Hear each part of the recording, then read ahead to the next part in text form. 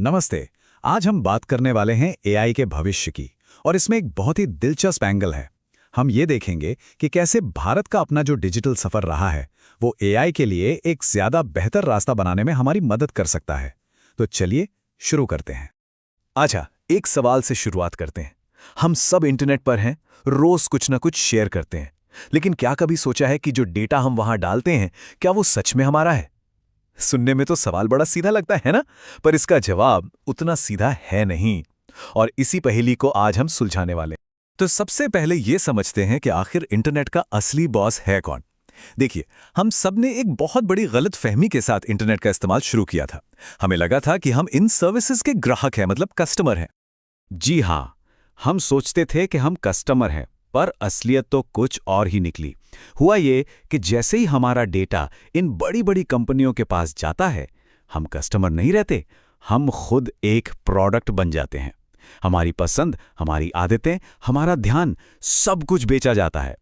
और आज हालत ये हो गई है कि हमारी सारी की सारी जानकारी, हमारे दोस्त, हमारे ऑनलाइन कनेक्शंस, इन सब पर दुनिया की बस कुछ गिनी चुनी कंपनियों का कब्जा हो गया है। और इन प्लेटफॉर्म्स को छोड़ना तो लगभग नामुमकिन सा लगता है। सही कहा ना? इसी को कहते हैं लॉक इन इफेक्ट। मतलब आप एक बार अंदर आ गए तो बाहर निकलना बहुत मुश्किल।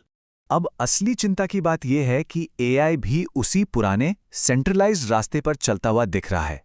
तो सवाल यह है कि क्या हम इंटरनेट वाली ही गलतियां एआई के साथ भी दोहराने जा रहे हैं? क्योंकि अगर ऐसा हुआ तो ये समस्याएं कई गुना ज्यादा बड़ी हो जाएंगी। अच्छा, आगे बढ़ने से पहले एक चीज समझ लेते हैं। ये एआई एजेंट होता क्या है? इसे आप अपना एक पर्सनल डिजिटल असिस्टेंट मान सकते हैं। एक ऐसा हेल्पर जो आपके लिए काम करे, जैसे आपके लिए कुछ ढूंढना या कोई अपॉइंटमेंट बुक करना। लेकिन यहीं पर एक बहुत बड़ा सवाल खड़ा होता है कि आपका एआई एजेंट असल में काम किसके लिए कर रहा है। आज ज्यादातर एआई एजेंट्स उन बड़ी कंपनियों के लिए काम करते हैं जिन्होंने उन्हें बनाया है, हमारे लिए नहीं। हमें चाहिए ऐसे एजेंट्स जो सिर्फ और सिर्फ हमारे वफादार हों, किसी कंपनी के नहीं। तो फिर इसका हल क्या है?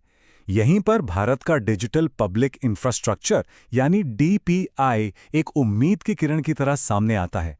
चलिए हम सबके पसंदीदा उदाहरण यूपीआई से समझते हैं कि ये कैसे एक बेहतर रास्ता दिखा सकता है। यूपीआई का जादू तो हम रोज ही देखते हैं। सोचिए, आपके पास फोन पे है, मेरे पास गूगल पे और दुकान वाले के पास पेटीएम का क्यूआर कोड। कोई फर्क पड़ता है क्या? नहीं। हम कोई भी ऐप खोलें, कोई भी क्यूआर स्कैन करें और पैसा फट से ट्रांसफर। इसी कमाल की चीज को टेक्निकली कहते हैं इंटरऑपरेबिलिटी। मतलब जब अलग अलग सिस्टम एक दूसरे से बिना किसी रोक-टोक के बात कर सकें। तो इसकी सबसे जरूरी बात क्या है? ये मॉडल किसी एक या दो कंपनी को पूरे सिस्टम पर कब्जा करने से रोकता है।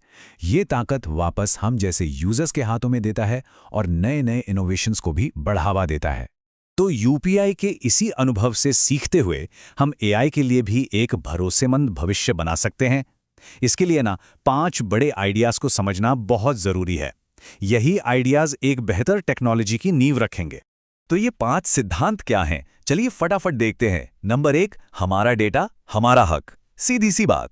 Number 2, portability. बिल्कुल वैसे ही जैसे हम अपना मोबाइल नंबर किसी भी कंपनी में ले जाते हैं, वैसे ही हम अपना डेटा किसी भी एआई सर्विस पर ले जा सकें। नंबर 3, हमारा अपना खुद का एआई एजेंट जो सिर्फ हमारी सुने। चौथा, नियम सबके लिए खुले और बराबर हों। और सबसे जरूरी 5वां, टेक्नोलॉजी इंसानों के फायदे के लिए बननी चाहिए, सिर्फ मुनाफे के लिए नहीं। ठीक है, ये सब बातें सुनने में तो बहुत अच्छी लग रही हैं, लेकिन इसका हमारी रोजमर्रा की जिंदगी पर क्या असर पड़ेगा? चलिए देखते हैं कि स्टूडेंट्स जो काम कर रहे हैं वो लोग और छोटे बिजनेस के लिए इसके क्या मायने हैं। स्टूडेंट्स के लिए इसका मतलब है बेहतर और सुरक्षित लर्निंग टूल्स। जब उनका अपने डेटा पर कंट्रोल होगा तो वे एआई लर्निंग टूल्स का इस्तेमाल अपनी प्राइवेसी की चिंता किए बिना कर पाएंगे। उनका डेटा सुरक्षित रहेगा और उसका गलत इस्तेमाल नहीं होगा। जो लोग जॉब कर रहे हैं उनके लिए इसका मतलब है अपने करियर और अपनी स्किल्स पर ज्यादा कंट्रोल। उनका पर्सनल एआई एजेंट उन्हें बेहतर नौकरियों और स्किल बढ़ाने के मौकों को ढूंढने में मदद करेगा, वो भी बिना उनका डेटा किसी और को बेचे। और छोटे बिजनेस के लिए तो ये एक बहुत बड़ा मौका है। खुले नियमों की वजह से उन्हें भी बड़ी बड़ी कंपनियों के साथ बराबरी पर आकर मुकाबला करने का मौका मिलेगा। वो भी नए और इनोवेटिव एआई प्रोडक्ट्स बना पाएंगे। तो अंत में हमें बस एक बात याद रखनी है, हमें ऐसी टेक्नोलॉजी बनानी है जो हमारे लिए काम करे, ना कि हम टेक्नोलॉजी के गुलाम बन जाएं। यही वो सोच है जो हमें एआई के एक बेहतर और भरोसेमंद भविष्य की ओर ले जाएगी।